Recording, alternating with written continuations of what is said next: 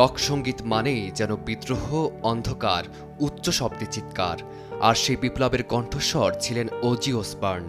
Heavy metal ঘরানার বিকাশে তার ভূমিকা শুধু অনন্য নয়, প্রায় ঐতিহাসিক। ব্ল্যাক সাবাথ ব্যান্ডের গা ছমছমে ধীর অথচ ভারী সুরে আয়রন ম্যান বা প্যারানয়েডের মতো গান দিয়ে তিনি নতুন এক ধারার জন্ম দিয়েছিলেন। গিটারিস্ট টনি ইয়োমিদের সঙ্গে গড়া সেই ব্যান্ড আর পরবর্তীতে একক ক্যারিয়ার, দুয়ের মিশেলেই অসবর্ন হয়ে উঠেছিলেন এক বিস্ময়, এক সাংস্কৃতিক প্রতিচ্ছবি। এই কণ্ঠস্বরই অবশেষে থেমে গেল।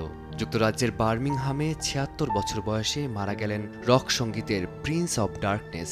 পরিবারকে ঘিরে ভালোবাসার আবহেই ঘটে এই বিদায়। মাত্র কয়েক সপ্তাহ আগেই জীবনের শেষ কনসার্টে বার্মিংহামের ভিলা পার্ক স্টেডিয়ামে দাঁড়িয়ে যেন বিদায়বেলার সুরটাই ছুঁয়ে গিয়েছিলেন অসবর্ন। জীবনটা তার ছিল উথাল পাথাল। কিশোর বয়সে জেল, মাদকাসক্তি, স্ত্রীর বিরুদ্ধে সহিংস আচরণ। তবু সেসব ছাপিয়ে আবির্ভূত হয়েছিলেন নতুন এক রূপে।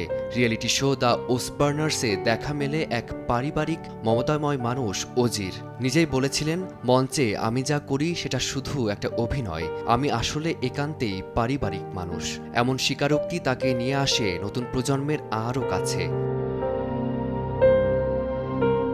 স্ত্রী শ্যারন, সন্তান ও নাতিদের রেখে চিরবিদায় নিলেও অসবর্নের কণ্ঠ, গান আর উপস্থিতি রয়ে গেল রক সঙ্গীতের প্রতিটি বিটে, প্রতিটি গর্জনে। ফারদিন মাঝার, সময় সংবাদ।